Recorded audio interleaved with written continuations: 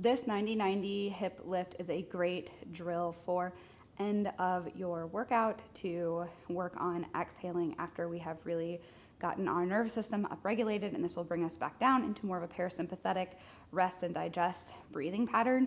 It also can be really helpful for people to learn how to connect their rib cage and pelvis and their abs and hamstrings. So this exercise, you're going to lay on your back and put your feet up on a chair, a box, or something along those lines. And then you may need something like a yoga mat, a yoga block for your head if you are somebody who has a lot of a rigid upper back. So you might want support for that.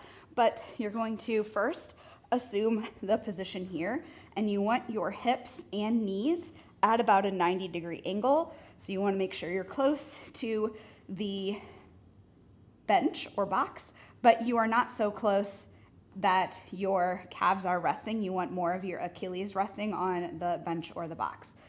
Then from here, you're going to learn how to find your hamstrings. So usually I tell people, I want you to think about bringing your heels down into the bench and pulling the bench towards you. Most people will try too hard. I want like a 1% effort. So really lightly just to feel the backs of the knees working. Then from there, we need to learn how to posteriorly pelvic tilt.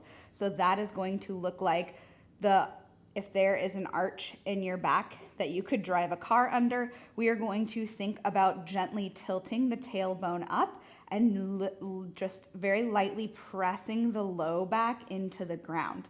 And we're still maintaining that hamstring contraction while doing that.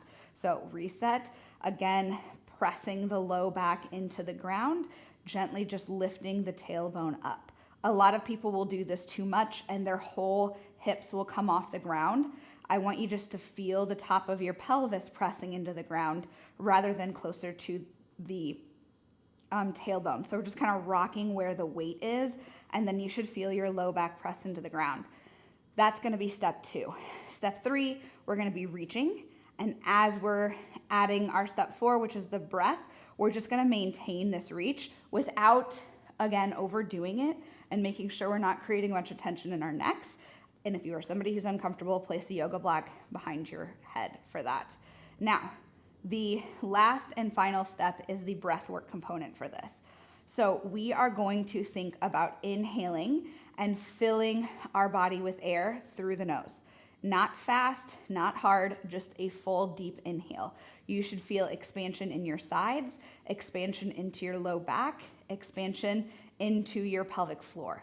When we inhale, that's what we're feeling, expansion. As we exhale, we are going to think about blowing out candles on a birthday cake. Some people feel better when they exhale like they're fogging up a mirror.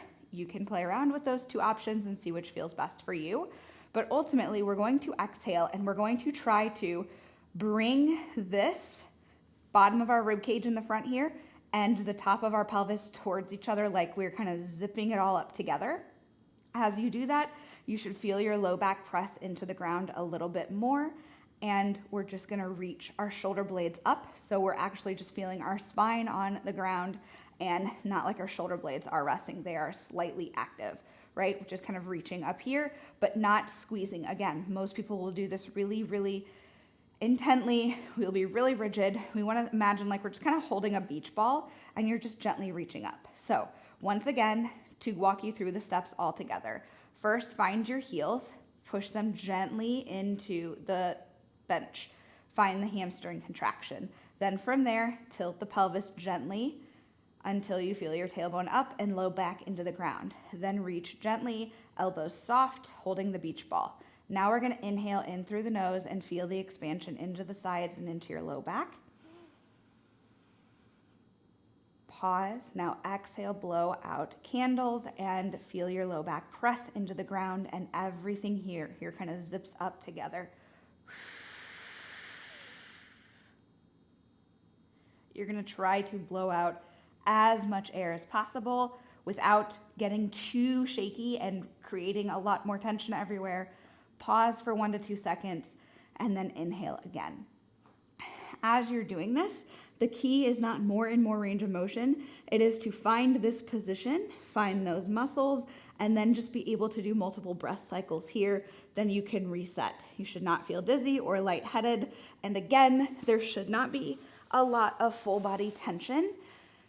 You should just really feel that your hamstrings are working to hold you up a little bit, and that your abs and your core are working to squeeze your air out. And that's all we're trying to do. As you do multiple reps of this, multiple breath cycles, multiple sets, maybe you can find that you can get a little bit longer of an exhale, a little bit more air out, a little bit longer of pauses, but that's really all we're looking for. The goal for this is not to get an A on the test. It is actually just to find this position and be really intentional about your breath and connect with those movements and muscles, not try to blow out as much air as possible. It's not very performance oriented. It's just trying to slow your breath down and find those muscles. So keep that in mind as you do it. This is more of a skill exercise, so more reps is going to be better than higher intensity. And over time, you should feel that this feels a lot easier to get into that position, and that your breath work in general and your breathing pattern and your breathing strategies in your day-to-day life and during your workouts start feeling a lot better too.